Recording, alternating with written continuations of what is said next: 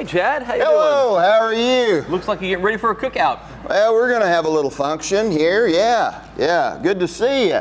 This is Dr. Keith Schneider, Food Safety Extension Specialist here at the Institute of Food and Agricultural Sciences. And yeah, we're going to have a little cookout. Maybe I give you a couple of tips just to make sure that you have a nice, safe, and healthy cookout today. That's a positive. When you're having a cookout, there's a couple of things that you want to take into consideration before you get started. One of the first things is when you're preparing your food, you want to make sure that your cold food stays cold and your hot food stays hot. Another important tip is make sure that you always wash your hands and keep all your surfaces nice and clean. And lastly, when you're grilling, you want to make sure that your foods reach the proper temperature to make sure they're absolutely safe. Now, we have a really great video that we can show you that goes over a lot of these points. If I was cooking at home, I'd have access to a sink, a refrigerator, and all those things that make preparing a safe meal easy. Without those, I'm going to have to do a lot of prep work at home to help avoid cross-contamination, which is the major cause of foodborne illness. Be sure to wash your hands before prepping any of your food, but especially after handling raw meat. This will help prevent cross-contamination. Okay, the next thing we want to talk about is keeping our cold food cold. The goal here is to keep the temperature below 40 degrees, that way harmful bacteria won't grow. The easiest way to do that is with an insulated cooler. I can use gel packs that I put in the freezer, or what most people do is they just buy bagged ice.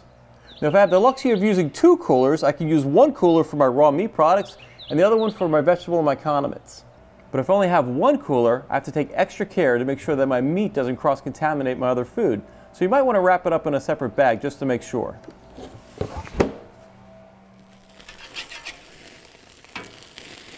It's grilling time. The most important thing now is we have to make sure that our food's cooked to the proper temperatures, which is why when I cook out, I always bring one of these with me. This is a portable thermometer. This is going to ensure that I cook my food to the proper temperature and make sure that it's completely safe. When grilling hamburgers or pork, we want to reach an internal temperature of 160 degrees Fahrenheit.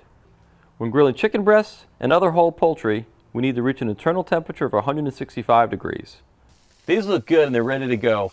When I pull my burgers off the grill, I want to make sure that I'm using a clean plate so I don't cross-contaminate. Once cooked, our meat products shouldn't be left out for more than 2 hours. The same goes for our cold items. All my perishable items need to stay on ice until they're ready to serve. The rule's always the same.